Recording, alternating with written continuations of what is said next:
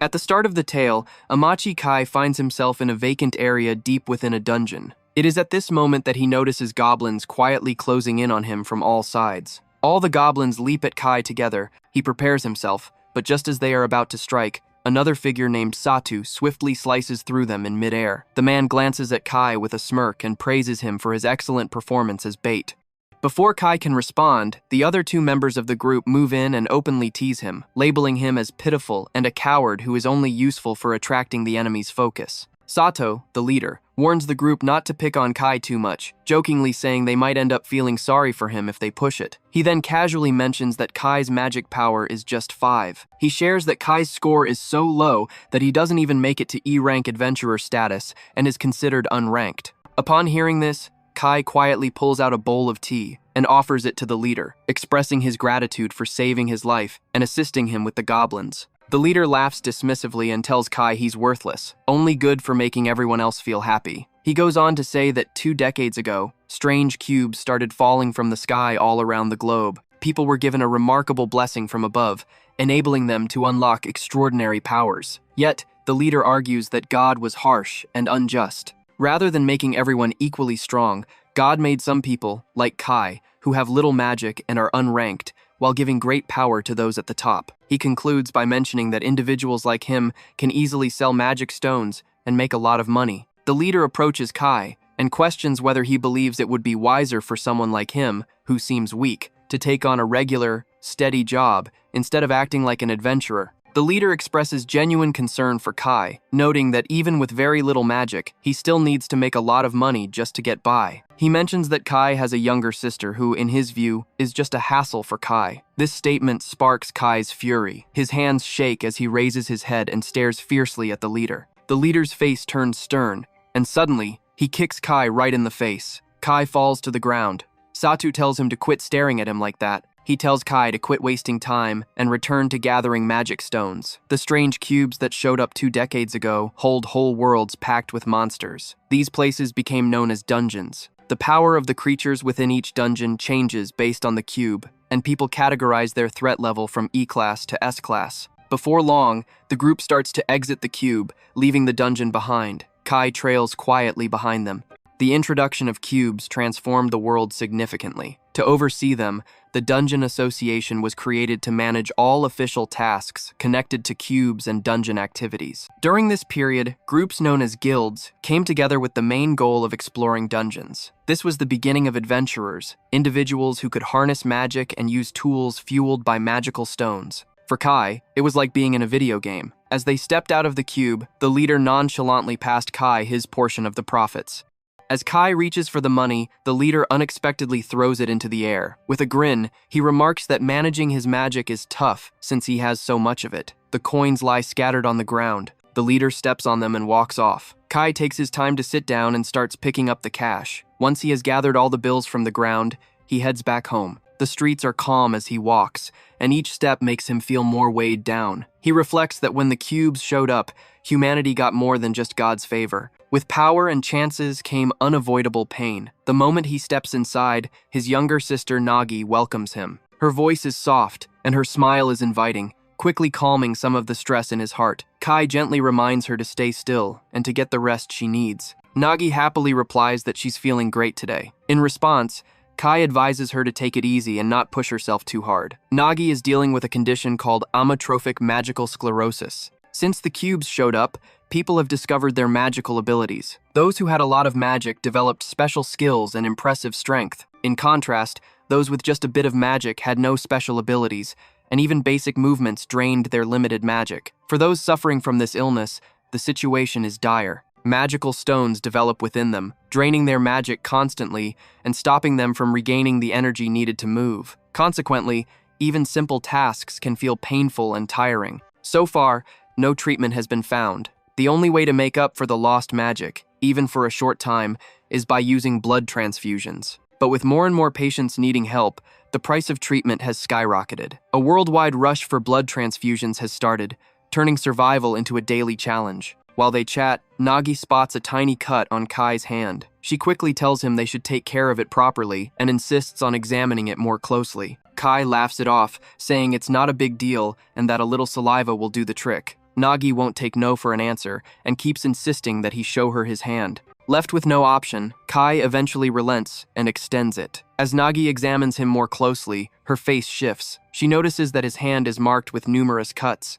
Kai smiles gently and says, "Those are just medals he won for her." Nagi quietly expresses her gratitude for all he has done. Kai suggests to Nagi that they have dinner, promising to cook fish for her. When everything is prepared, they sit down together at the table. Kai encourages Nagi to eat plenty, reminding her that she needs energy. Nagi grins and responds that he should also eat well, since he's the one putting in all the effort each day. She scoops up a spoonful of rice and attempts to feed him, but her hand shakes, causing the spoon to drop onto the table. Without showing any surprise or worry, Kai quietly gathers the rice from the spilled spoon and eats it. He grins and tells her it's really tasty. Deep down, he realizes he has to keep pushing forward, no matter how tough it gets. After dinner, Nagi heads to bed. As the room falls silent, he reflects on the fact that studies about her illness are still in progress. One day, people will definitely grasp it fully. Until then, a lot of money will be required just to keep Nagi's symptoms from worsening. He tightens his fist and vows to keep her safe at all costs. The following day, everything shifts. The head of his party unexpectedly lets him go. For a brief moment, Kai is so stunned and bewildered that he can't respond. The leader smirks and questions if Kai's hearing has also declined. Kai inquires about the reason for his dismissal. Confused, the leader scoffs, claiming he's too talented to stay at such a low rank, and that having someone like Kai, who isn't ranked, nearby would reflect poorly on him. In a panic, Kai pleads, saying he's ready to do whatever it takes to stay in the group.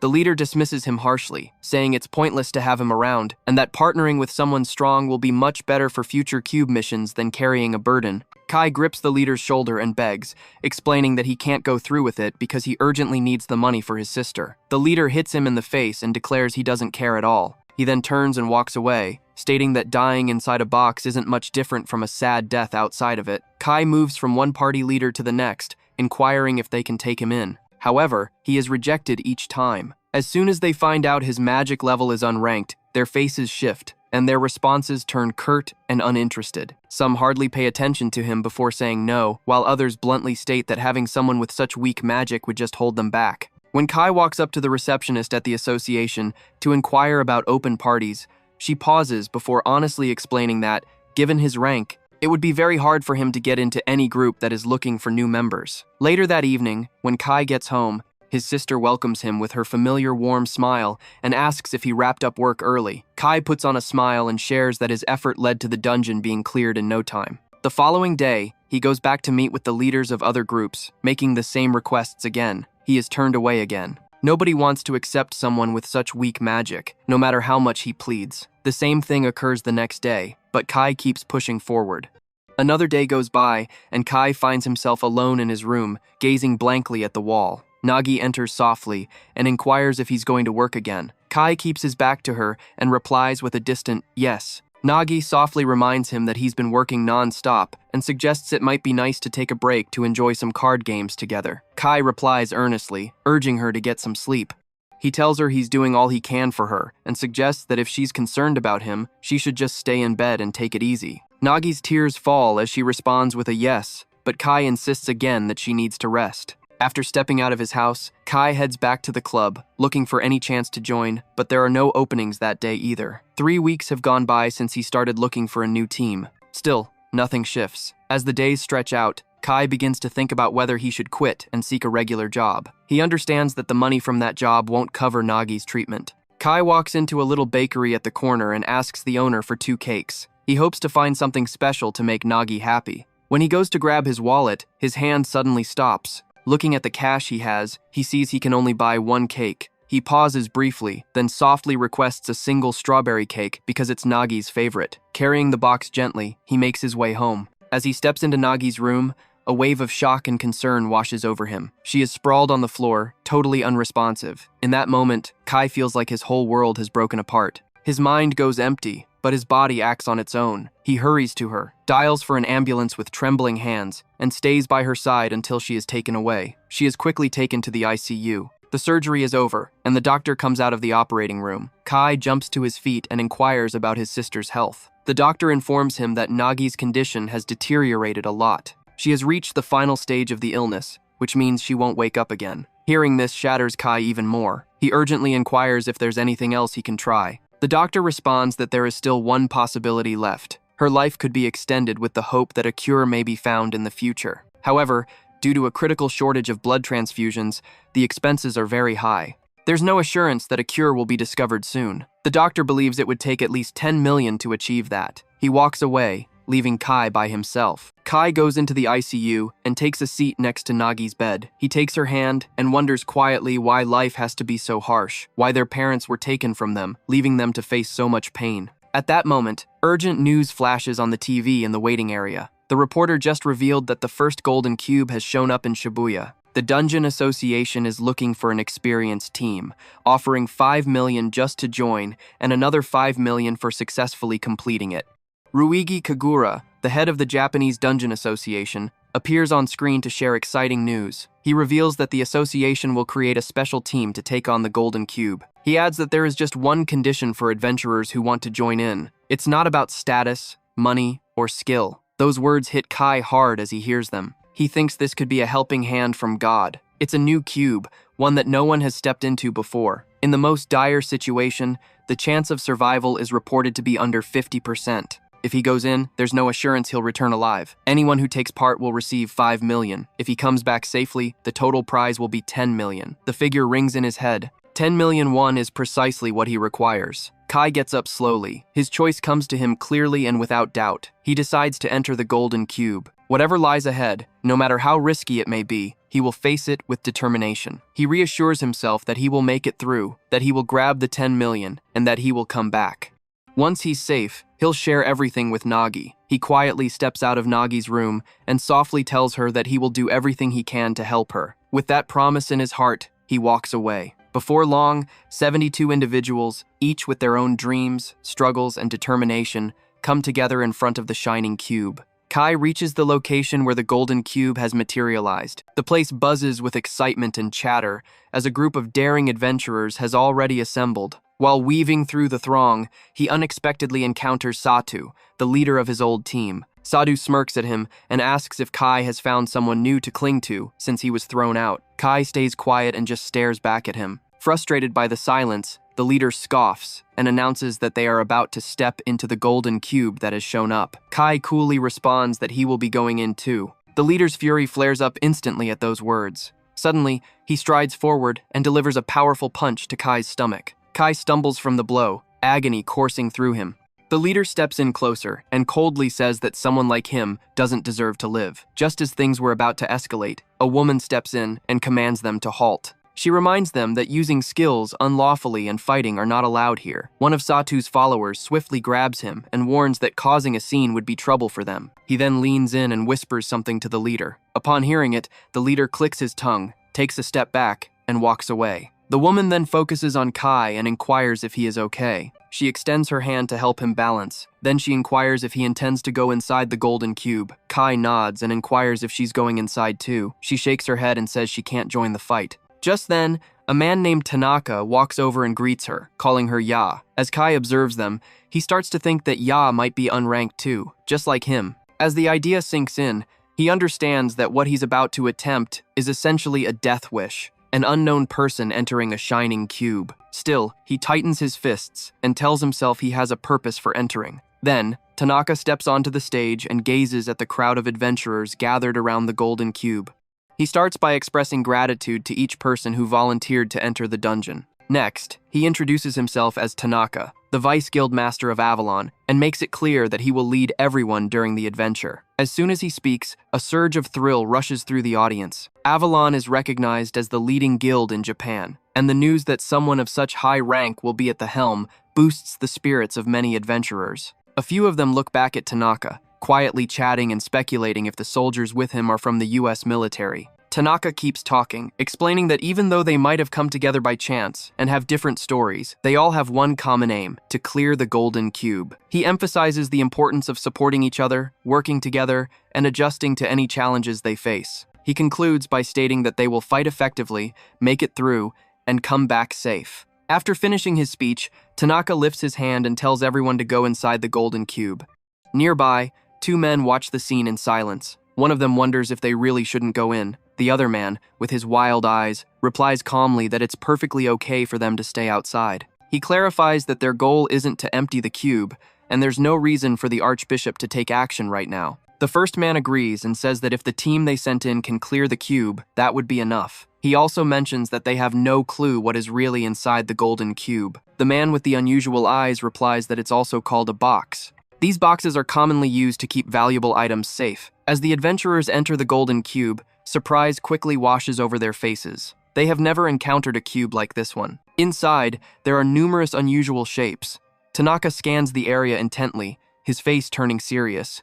He realizes there are no doors or paths in sight. He questions if there's an unseen force managing the cube. Noticing the tension among the group, he tells everyone to stay vigilant and keep their wits about them at all times. They notice the many sketches etched into the walls. Some explorers think these drawings could be a type of secret message. Looking more closely, 3 unique drawings catch the eye. The first shows people and monsters battling fiercely, their weapons striking against each other. The second image depicts a knight kneeling humbly in front of an angel, his head lowered in respect. The third drawing is damaged, with many details faded, making it hard to see the full picture. Above the 3 drawings, a big picture of an angel gazes down at them. On the damaged third drawing, an unusual symbol is still visible. Tanaka notices it and describes it as looking like the Eye of Providence, which is believed to see all. Out of nowhere, a booming voice resonates in their minds. It signals that the strength challenge will start in 10 seconds and quickly begins a countdown. Fear and uncertainty ripple through the crowd as everyone is bewildered by the situation. Tanaka shouts for everyone to settle down and stay calm. Just as the timer hits 1, Kai's sight starts to fade.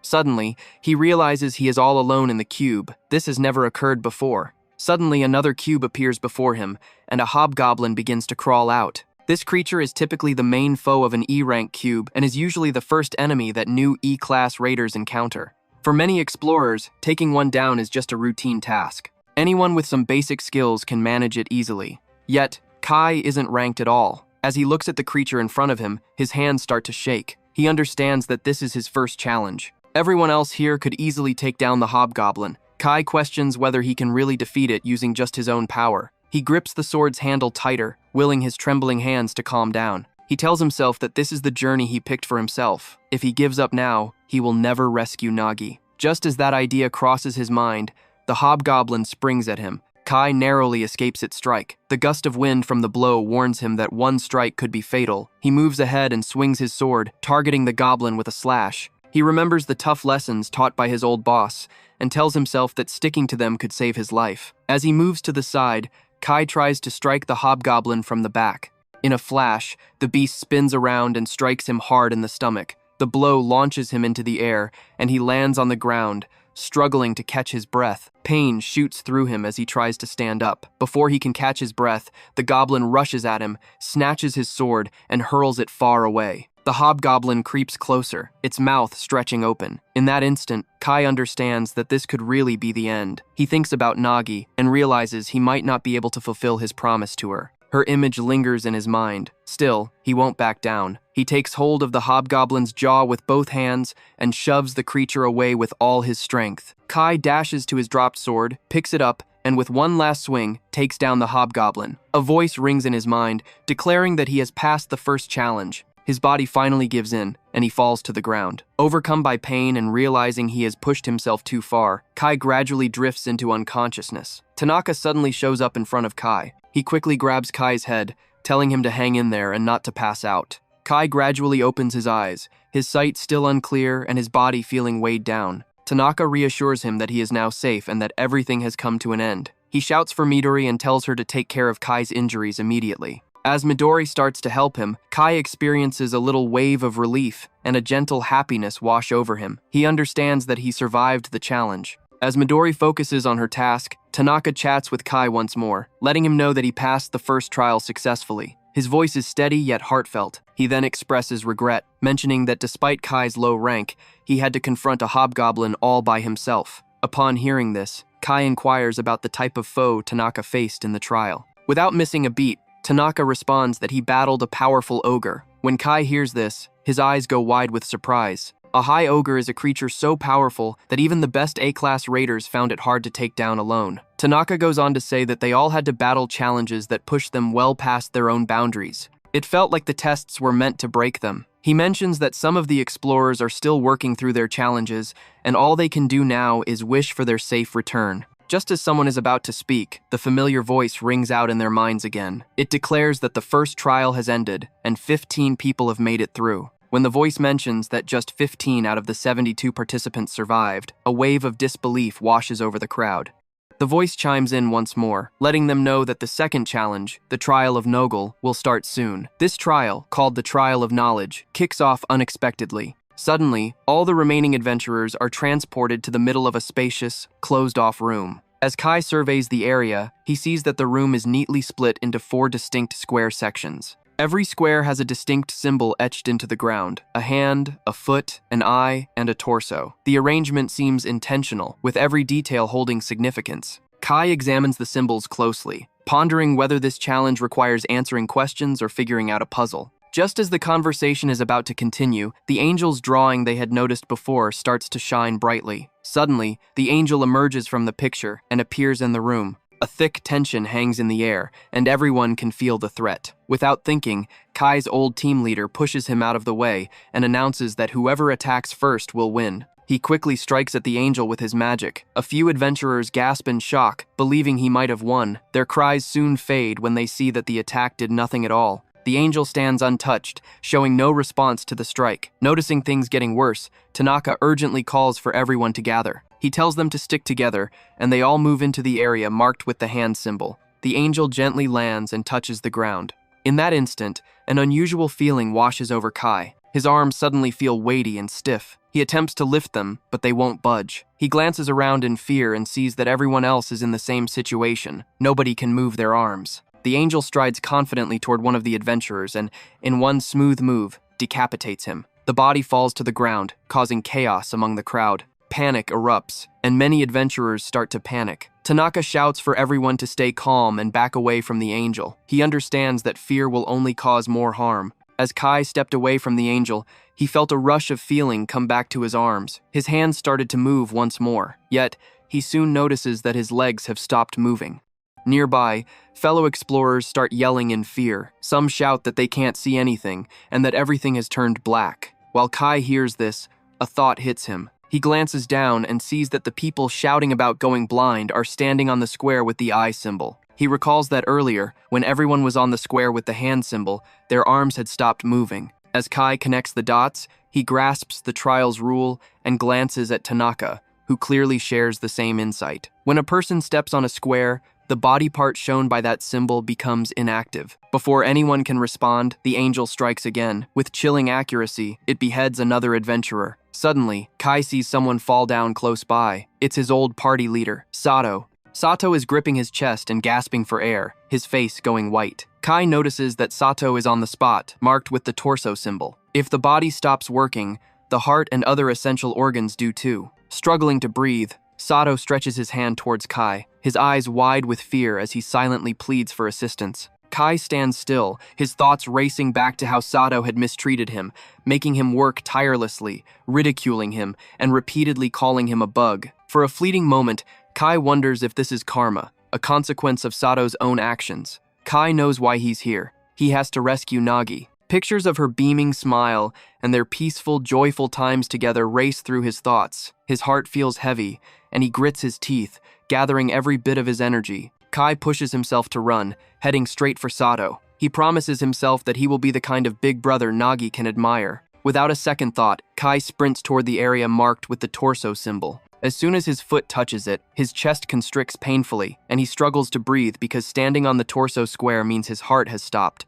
He realizes he must grab Sato and pull him back to the square marked by the foot. As Kai stretches out his hand to catch Sato, Sato unexpectedly smirks. Rather than accepting the gesture, he coolly moves aside and mocks him, saying that someone like Kai will always end up in the gutter. Before Kai can respond, his tired body lurches forward, colliding with the angel and sending him tumbling to the ground. In that moment, Kai realizes it all. Sad used him as a decoy, pushing him straight at the angel to escape. When he hit the angel, Kai's body tumbled onto a different square. As soon as he touches down, shadows wrap around him entirely. He has dropped onto the spot marked with the eye symbol. He can't see anything now. Still, even without his vision, he can strongly sense the angel's powerful presence next to him.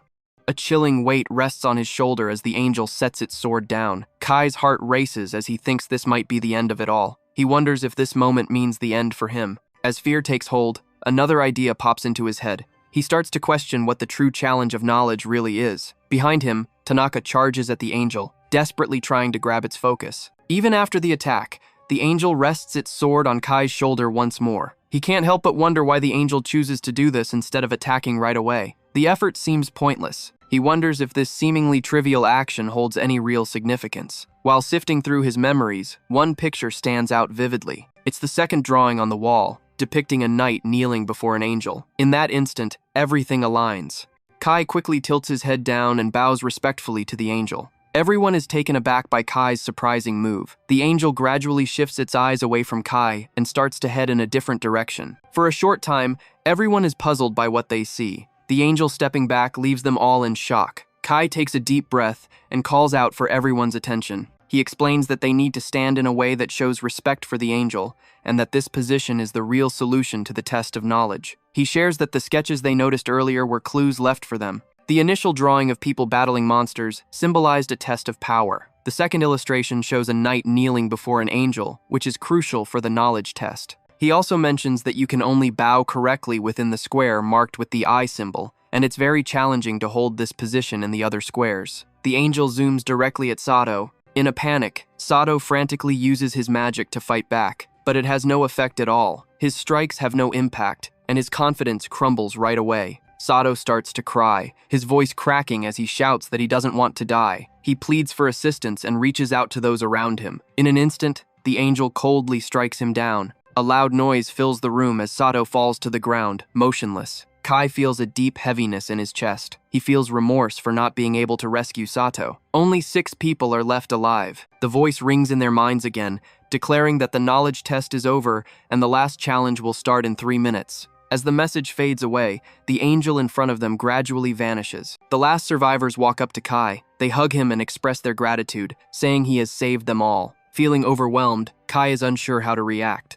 Tanaka moves in closer and clarifies that they are just showing their appreciation. He expresses his gratitude to Kai, acknowledging that they made it through the encounter with the angel thanks to him. Tanaka bows his head and confesses that he let them down as a leader, as many of their friends lost their lives while he was in charge. He feels he is not suited to guide them anymore. Kai quickly tells Tanaka that he would have been gone without his support and expresses his deep gratitude. As the last moments tick away, the pressure builds again. 3 minutes have passed. It's time for the final challenge, the test of courage. 2 massive gates suddenly materialize in front of the last survivors. A voice rings in their minds again, telling them they need to team up in groups of 3 and go through the gates. The US soldiers move up confidently and inform Tanaka that they will join him because there are 3 of them. One soldier glances at Kai and mentions that he wishes he could team up with him, recognizing Kai's earlier actions. He mentions that, since they can't speak the same language, it would be best for Kai to stay with his own group to avoid any confusion during the trial. The soldiers then inquire about Kai's name.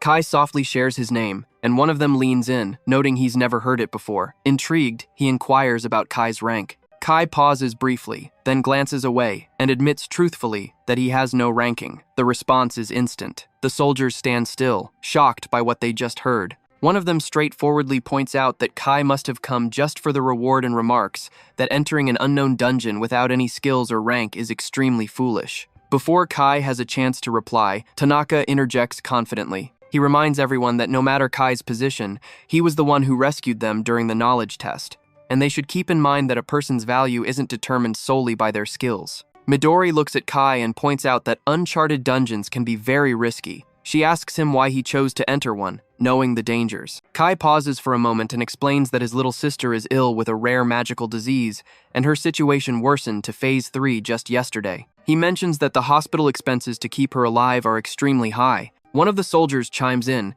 stating that the illness Kai referred to probably exists in their country too, noting that it has been spreading quickly there as well. A fellow soldier steps up, sharing that he hasn't seen his family in ages. His face tightens with resolve as he insists they need to conquer this dungeon, no matter the cost. If they win, they'll get special time off, and he longs to go back home and be with his family. Suddenly, one of the soldiers smiles and points at Midori, saying that during that break, he'd like to hang out with her too. playfully claiming that destiny brought them together in this moment. He casually inquires about her full name. Midori gives a slight smile and says, "I'm Tendo Midori." Without a moment's pause, she takes Tanaka's hand and declares that one day she will be Tanaka Midori. The soldiers erupt in laughter. The leader quickly tells his team to stop and playfully suggests that Tanaka should remember to invite them to the wedding. This cheerful banter lasts under 10 minutes, but for Kai, it brings an unexpected sense of comfort. For the first time in ages, he lets out a laugh, feeling some of the tightness in his chest lift. Once the chat wraps up, they all make their way to the trial room. Before parting ways, they promise to reunite outside when it's all finished. Tanaka uses his magic to create light, brightening the dark path ahead, and reminds everyone to stay vigilant and keep going, no matter what occurs. When they enter the room, they see a lone collar suspended in the air. Suddenly, a swarm of monsters bursts in from all sides, crowding the space. Tanaka gazes at the situation in shock. There are way too many foes. He quickly understands that wiping them all out is beyond his reach, even for him. Midori rushes to indicate a door at the far end, but just as they are about to act, thick bars crash down from above, locking it tight. The voice rings in their minds again, harsh and unfeeling. It demands that they give up one person. The selected person will put on the collar, and that's when the way will be revealed. A wave of fear sweeps over everyone. One life must be given up for the others to escape. Tanaka erupts in anger, yelling that the cube is toying with them, viewing their lives as mere entertainment. Kai remembers that they agreed to meet outside just moments ago. Midori approaches Kai slowly, gripping a knife firmly in her hand. Midori approaches Kai, gripping the knife firmly. Her hand shakes as she lifts the blade and aims it at him. Just as she is about to move again, Tanaka quickly steps in front of her. He seizes the knife with a strong grip and asks her what she thinks she's up to. Kai stares in disbelief, struggling to understand what's happening before him. She explains that this is their last option. Her voice trembles as tears flow down her cheeks. Embracing him softly, she admits that her choice is wrong and unforgivable, but someone must be picked, and she picks Kai. Even if Tanaka ends up resenting her, and even if she can't forgive herself, she wants to live and be with him. Tanaka shuts his eyes and tells Midori he's sorry for putting her in such a tough spot. He decides to stay behind, urging her to go on with Kai and focus on surviving. Midori quickly shakes her head, tears streaming down her face, and insists that she can't agree to that. She expresses that this isn't what she desires, and that she wouldn't be able to bear it if he were to die instead of her. Tears fall from her eyes, and her voice shakes. Tanaka wraps her in a warm hug and assures her that, as the Vice Guild Master and her husband, he will always be there to keep her safe, no matter what happens. Midori shouts in frustration, questioning why it has to be him and why it must end like this. As he watches, Kai feels a sharp ache in his heart. The moment brings back memories of his parents and the time his sister Nagi asked him why they had to go. He feels their sorrow deeply, knowing that losing someone you love creates a hurt that never really goes away. At that instant, he knows what to do. He moves ahead and assures himself that he will go for it. He quickly grabs the collar and puts it around his neck. Facing Tanaka, Kai manages a slight smile and declares that he wants to become the hero. Tanaka's face contorts with anger when he spots the collar on Kai's neck. He demands to know what Kai is doing and yells for him to remove it immediately. Kai looks back at him calmly and replies that it's okay, saying that he feels he is the least important person there. Tanaka responds that this isn't the main issue, and reminds Kai that his sister is counting on him to return safely. Taking a deep breath, Kai tells Tanaka he has a request to make. He shares that his sister's name is Nagi, and that he came to this dungeon to gather money for her medical expenses. He confesses that the illness is still untreatable, their funds are dwindling, and he can't keep putting his life on the line in such risky places indefinitely. He respectfully lowers his head and requests Tanaka to oversee Nagi's care for him. He expresses regret for relying on Tanaka's status, and asks him to leverage all his contacts to assist her. He assures that they will handle Nagi's care and do their utmost to discover a cure for her illness. Midori, standing next to him, bows deeply, her voice shaking as she expresses her apologies to Kai. Tanaka and Midori walk side by side toward the door. Kai watches them leave and raises his eyes a bit, realizing that this is likely the best result for someone like him, an unknown without a rank. He is thankful for the chance to meet the Vice Guild Master and for keeping his word to Nagi. Deep down, he feels sorry for her, aware that he can't come back, but he trusts that Tanaka will share everything with her. He gently lowers himself to the ground, thinking about whether he could still see Nagi as a spirit. He wishes to reach heaven after he passes away. Tears stream down his cheeks as he looks at the ground, whispering over and over that he doesn't want to die. He stretches his hand toward Tanaka and Midori, but they are too distant to notice. Suddenly, A soft noise comes from above, and a key drops down. Kai picks it up, puzzled about why a key would be here. Without warning, Tanaka and Midori stop in their tracks. Collars appear around their necks too. Just as they are about to respond, the well-known voice rings out again, declaring that the last challenge has officially started. In that moment, all three realize that the real test of their courage is about to begin. The voice rings out in the room once more, sharp and clear, declaring that the last test has started. It reveals that the key in Kai's hand can open 2 collars. Kai understands that he has to make a careful choice about who will be sacrificed. As this thought settles in, he feels a lump in his throat. He understands the significance of what he holds.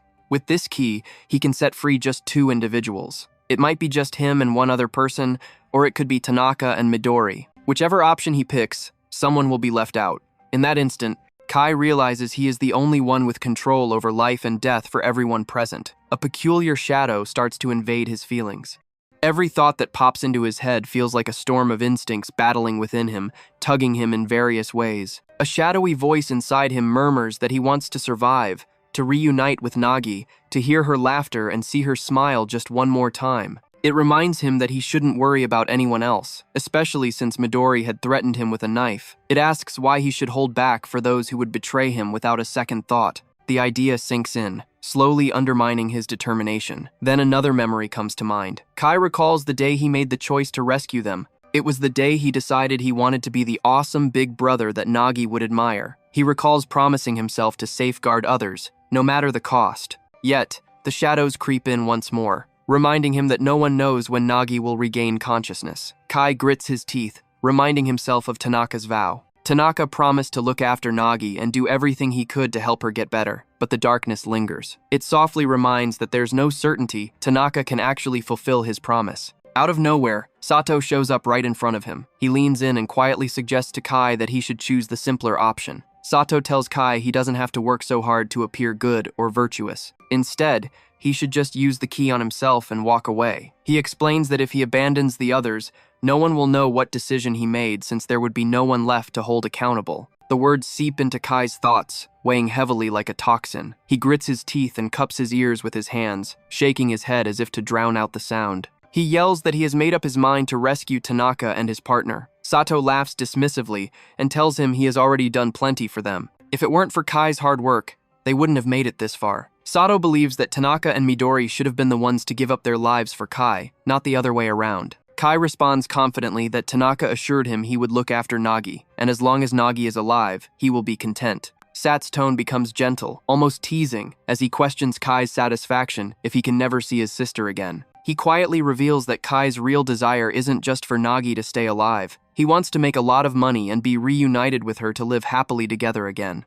That's the future Kai envisions for himself. Sato questions him on whether he really thinks Tanaka and Midori will honor their word. He points out to Kai that they are just people he met not long ago, and that there's no reason for them to take on such a tough responsibility, especially since no one else is aware of it. Sato expresses that he wouldn't want to bear that burden forever, and encourages Kai to stay with his sister for as long as he can. Kai replies softly that Tanaka and Midori are much more important than someone like him, who feels insignificant. Sato quickly tells him to stop putting himself down. He points out that Kai has already developed from these challenges, even if he doesn't see it. He acknowledges that he was really touched during the knowledge trial when Kai attempted to rescue him, a rare act that not many would have done. Sato points out that Kai had already made a brave choice to give up himself, so Tanaka and Midori could get away, and the key he now possesses is a reward for that bravery. He emphasizes that being resilient and ready to look after others is what truly defines the test of the heart. Kai listens quietly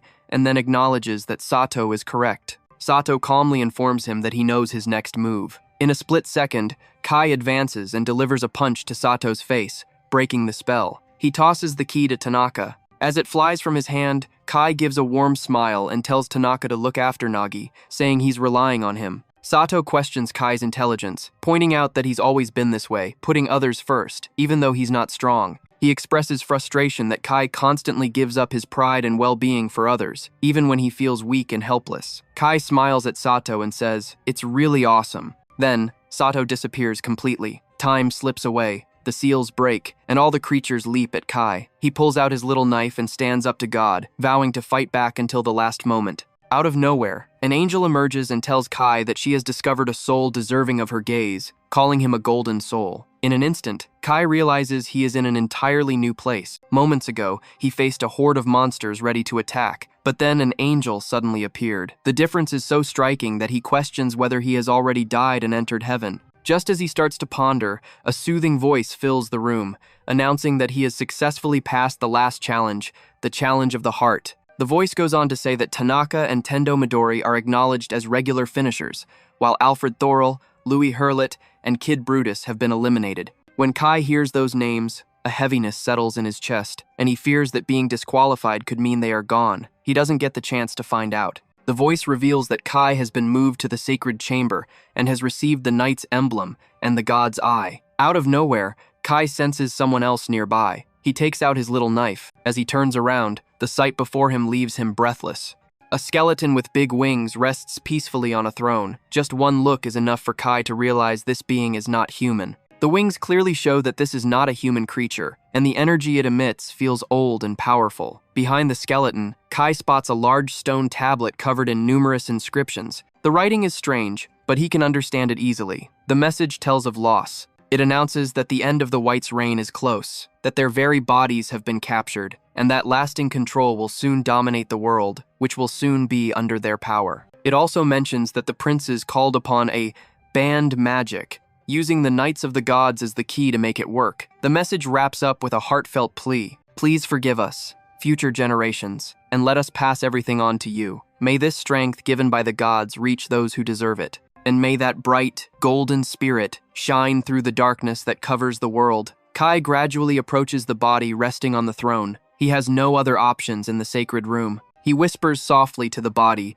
pleading for it not to strike him. As he approaches, he notices a pendant dangling from the corpse's neck. It looks ancient but remains pristine, with one name, Lancelot, etched on it. After a brief pause, Kai picks up the pendant and puts it around his neck. He wonders if it was a mistake to wear something so strong without knowing its effects. Just as he decides to take it off, a vision unexpectedly appears before him. He gazes at a war zone drenched in blood. In the middle, a man in shining white armor battles soldiers dressed in black armor. The difference is striking. Kai automatically sees him as a hero in shining armor. The knight battles through many dark foes with unwavering determination until he finds a young woman in the midst of the turmoil. He approaches her softly and asks if she is okay. As Kai observes, he starts to think he might be seeing a memory. The woman gazes at the knight with sadness and calls him Lancelot. She tells him he had to endure so much just because he chose to be her hero. The White Knight quickly refutes this, asking her not to speak like that. He shares that there was a time when he had nothing,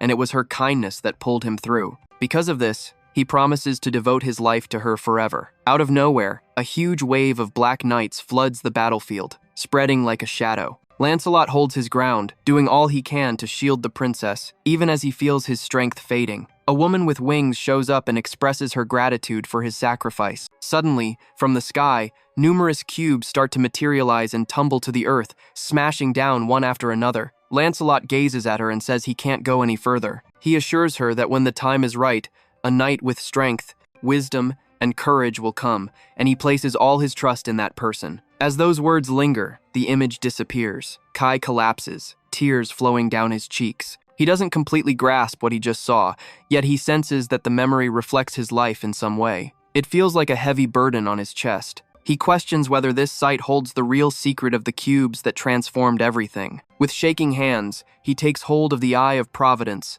and understands that the night passed it to him, that these treasures were intended just for him. As he locks eyes with it, a voice declares that the god's eye is coming to life. Kai instinctively realizes what's occurring as the eye gifted to him changes his dull black and white world into a vibrant explosion of color. Kai gradually opens his eyes and realizes he is at home. He questions whether everything that occurred in the golden cube was just an intense dream. As he sits up, he notices an odd sensation in his eyes. He chooses to splash some water on his face to refresh himself and clear his mind. He strides to the sink, splashes his face with cold water, and gradually raises his head to gaze into the mirror. As he does, a flood of words unexpectedly fills his vision. Surprised, Kai stands still. The text shows his name, mana, defense, ability, intelligence, and a part marked skills. Beneath it, one name appears, God's Eye. He gazes at the letters, holding his breath, struggling to grasp what he is looking at. He questions why he can see his own stats, and suddenly it dawns on him. This isn't a dream. A gentle happiness swells in his heart.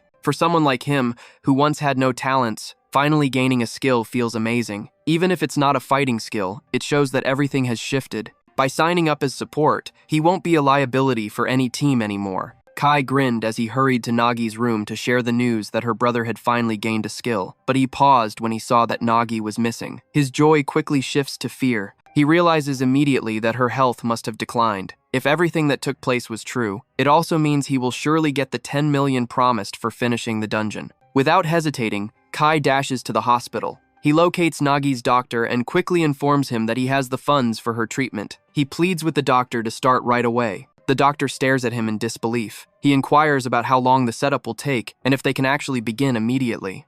Out of nowhere, the doctor takes hold of Kai's shoulders and looks him in the eye, questioning if he is truly Kai. Puzzled, Kai nods and wonders what the doctor is talking about. The doctor switches on the news, which reports that only Tanaka and Midori made it back from the Golden Cube, leaving just 2 survivors. Kai wonders if that means he is now considered dead. As they leave, the doctor informs him that Nagi has been moved to a different hospital and that her new guarantor is Tanaka A, the Vice Guild Master of Avalon. The doctor shares that after coming back from the Golden Cube, Tanaka asked for Nagi's transfer himself, which caught him off guard since he wasn't aware that Tanaka and Kai had that link. The doctor informs him that he is still Nagi's main doctor and has been managing her care, traveling between the old hospital and the new one. He mentions that the new hospital focuses solely on Nagi's illness and is the best in the country for treating it. They walk into a quiet room where Nagi is lying down. The doctor informs Kai that Nagi is doing okay and advises him to take it easy. Kai expresses his gratitude and then starts to cry.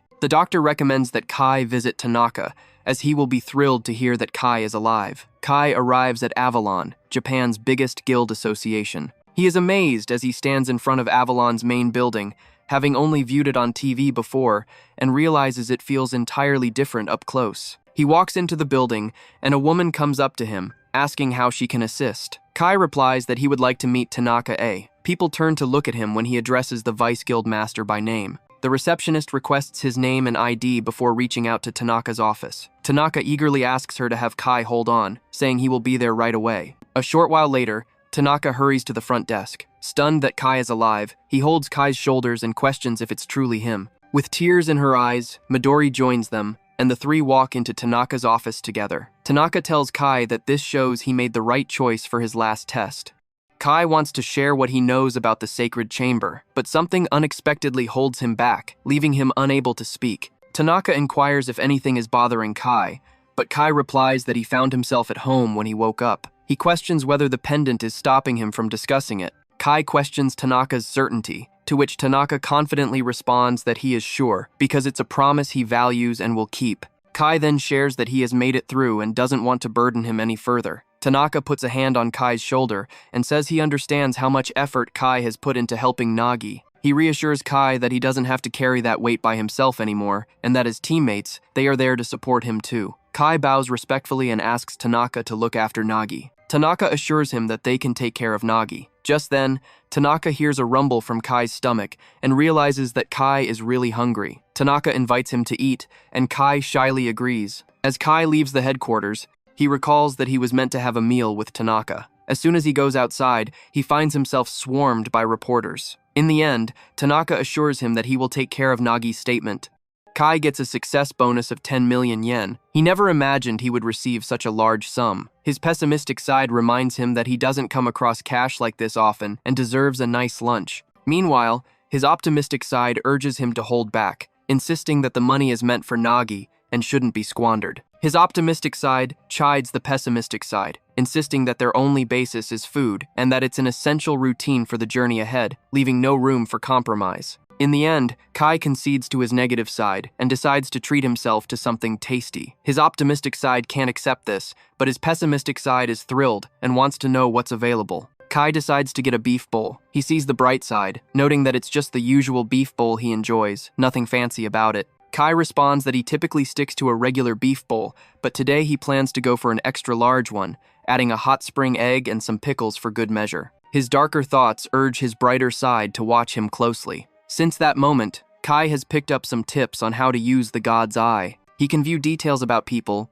including their mana, names, jobs, and active skills, but only for those impacted by cubes, like awakened humans and items created from magic stones or monsters. He can't check the status of the beef bowl because it isn't connected to a cube. The power functions with mirrors, but not with TVs or pictures. When he turns it on, he can check the condition of anything he sees, and zeroing in on a specific spot provides him with clearer details. He examines a sword and notices it has impressive stats, but its value suddenly decreases when the user releases it. He understands that weapons have varying stats depending on who is holding them. He overhears two men discussing the Avalon Vice Guild Master. One mentions that the Golden Cube failure was a huge blunder, and only 2 people made it out alive. They didn't even return with magic stones or anything useful. He also mentions that they couldn't understand why the Golden Cube disappeared. Upon hearing this, Kai feels a bit stunned. He strolls over to the spot where the Golden Cube first showed up and sees a bunch of flowers arranged there, with an elderly woman sitting nearby. With tears streaming down her face, she wonders why things had to happen this way. Kai notices that everyone has disappeared without a sign, leaving him with just the eye and the collar. He thinks about why the cube showed up and what the vision in the sacred room really meant. He heads over to a nearby cube. The vision Kai witnessed in the divine realm likely holds some key connection to the cube. A guard halts Kai and informs him that only those with permission are allowed to go in. He activates the Eye of God. He sees that the leftover magic power is 320 out of 750, and it's rated as difficulty level C. He also discovers that no one has met the starting requirements yet. Kai thinks about whether those are the cube's first rewards and the final rewards. He realizes he can't see the final reward, but he can still see the first one. He thinks about whether the first person to solve the cube got a boost in their magic abilities. He isn't sure about that for now. He thinks about whether he can still grow stronger by completing the cube. After a brief pause, he recalls that he secured the funds for Nagi's treatment with the Golden Cube and realizes he doesn't need to take any more chances. So it's time to step back from adventuring. He returns to Nagi's hospital room and takes a seat next to her. He softly tells her that he should give up being an adventurer now that her medical bills are taken care of, as he can't bear to leave her alone during this time. Kai keeps himself busy with other tasks as he waits for Nagi to wake up. It's the only option he has. He sees that Nagi holds a high position and her talent lies in healing, which truly reflects who she is. He believes that if she weren't struggling with this illness, she could have become an amazing healer. As he checks her status, he also looks at the reasons behind the illness and the ways to treat it. He wonders if there's a way to help her with her particular condition. Kai pauses and understands that if he wants to improve his standing, he must find the cure for the illness. The only way to boost his status is to enter the cube. He leans in and tells Nagi that as her older brother, he will give it his all and progress at a speed that feels right for him. He leaves her room, promising to find a cure for her. Once she feels better, they can be together and enjoy some cake. Just as Kai prepares to enter the cube, he suddenly remembers he has no weapon. He thinks back to the knowledge trial when his sword dropped to the ground. The angel was to blame for everything. He browses swords on the internet and sees that he can only buy a tiny, inexpensive one. He remembers that when someone powerful wields a strong weapon, it shows their own abilities. He understands that he must put in some effort and purchase a solid weapon to increase his strength. He has no idea where to get one since he's never had any contacts before. So, he grabs Tanaka's car and drives to Avalon's main office. A man named Denji approaches Kai and mentions that Lord Tanaka has spoken about him. He invites Kai to explore the area. Kai glances around and comments on how trendy the store is, wondering if it's suitable for someone with his limited magical abilities. To him, the stats of weapons matter a lot. He mentions that he should get something nice to make up for his poor stats, so he chooses a long sword because he's familiar with it. Kai activates the Eye of God to examine the weapon's capabilities more closely. This weapon doesn't have a listed price, but its features are impressive. It's a High Wolf Fang sword with an attack power of 120, crafted from steel, mixed with High Wolf Fangs and pure magic. She tells Kai that it's easy for him to find hidden treasures in the shop. Kai glances at Denji and inquires about the sword's value. 4 million yen is still too pricey for someone like Kai. She informs him that the item has some damage, so it will be 96% off. Kai is amazed that the price has dropped even further. He agrees to purchase the sword. Denji then inquires if he'd like to check out the clothing as well. Kai inquires about her statement. She explains that as an adventurer, having strong defense is crucial. She mentions that there's a clothing store run by the same company nearby, and Kai is welcome to use it any time.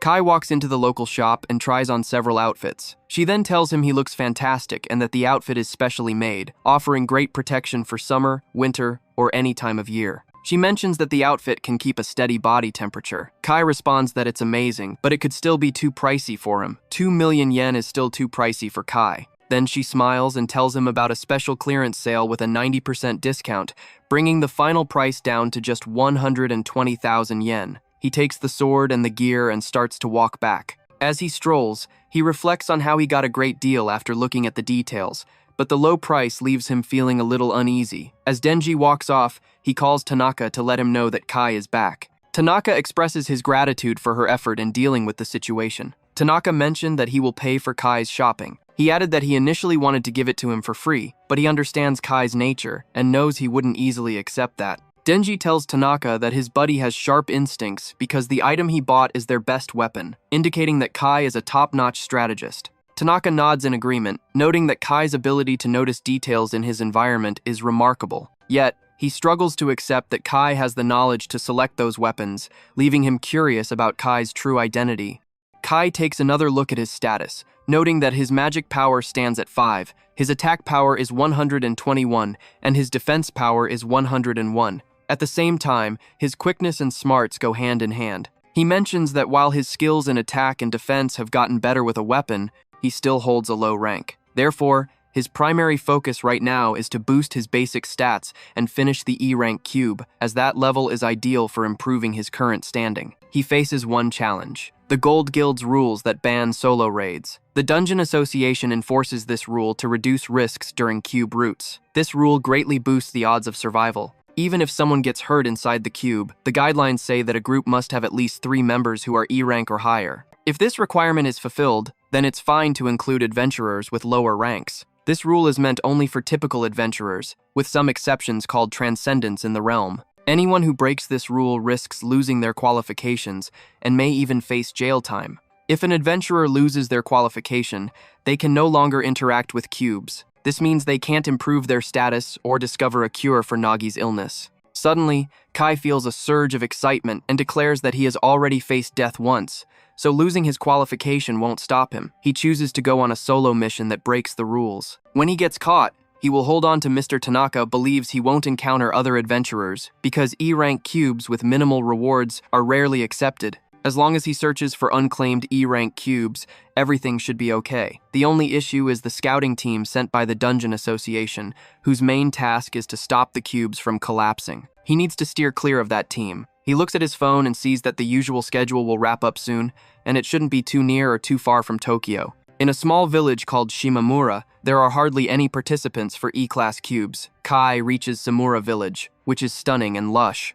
The air here is fresh and clean, a nice change from the city. Kai mentions that he hasn't had the chance to visit places like this in a long time because he's been busy. As he scans the area, he questions whether he's starting to feel restless. He reminds himself that he shouldn't feel anxious yet. Even though Nagi has begun his life extension treatment, the AMS symptoms remain, and he needs to improve his situation and find a solution quickly. He walks into the space where the cube is located. Kai mentions that the cube completed its usual checkup 3 days ago, so there shouldn't be any visitors for some time. However, there is one thing he needs to verify. He taps into the Eye of God and discovers that it still has 320 magic power left out of a total of 750, and its difficulty level is E rank. By looking closely, he realizes that nobody has finished the cube. This can only be verified by observing the cube in person. He believes he can handle it alone. Plus, the goal is to take down 100 blue bears and the boss in just 5 minutes. The blue bear is not as strong as a goblin, but taking down 100 of them takes a long time, and they hardly drop any magic stones. Because of this, most people overlook blue bears as foes. He opens his bag, hoping to find something useful, and steps into the cube. Inside, there's a cave-like space. Kai mentions that it makes sense to think this way because blue bears usually live in caves. He mentions that you can often spot blue bears because they like to hang out near puddles. By following the sounds and the movement of water, he can easily locate a blue bear. Sure enough, he discovers 2 blue bears close by. The blue bear frightens the adventurer, but the threat it poses isn't too serious. The real challenge is that it can only be beaten after being struck 45 times with a sword. The only reason handling 100 blue bears is tricky is that each blue bear is fully armored. Kai draws his sword and cuts down the bear. He can't believe he took it down with just one strike. He understands that with this weapon, he can swiftly defeat 100 of them. Before long, a group of armored blue bears shows up. and Kai remarks that it seems the blue bear's allies have finally arrived, which is perfectly fine by him. He keeps taking them down one by one. After defeating them all, he remarks that he never realized blue bears like to hunt for sapphires, and that the Eye of God is quite useful for collecting all kinds of knowledge. Kai also carried a bunch of magic stone bombs, which helped him quickly eliminate the ones he had overlooked. He mentioned that sapphire stones used to be quite pricey until cubes began to show up, and once the cubes arrived, the value of sapphire stones dropped significantly. A message appears on the screen, announcing that he has conquered the 100 blue bears. Kai declares that it's finally time to face the boss. There's probably a boss hiding in the back of the cube and a powerful monster waiting behind the door. He thinks it might be the leader of the blue bears, the sapphire bear. In contrast to the blue bear, it will be fierce and strong. The rule is that he has to beat the boss in under 5 minutes. He claims he has never beaten a sapphire bear, but now he wields a strong weapon. He carefully pushes open the boss door, and just as he expected, a massive sapphire bear stands before him. Kai hurls a magical bomb at the bear's eye and quickly takes the opportunity to chop off its head in a flash.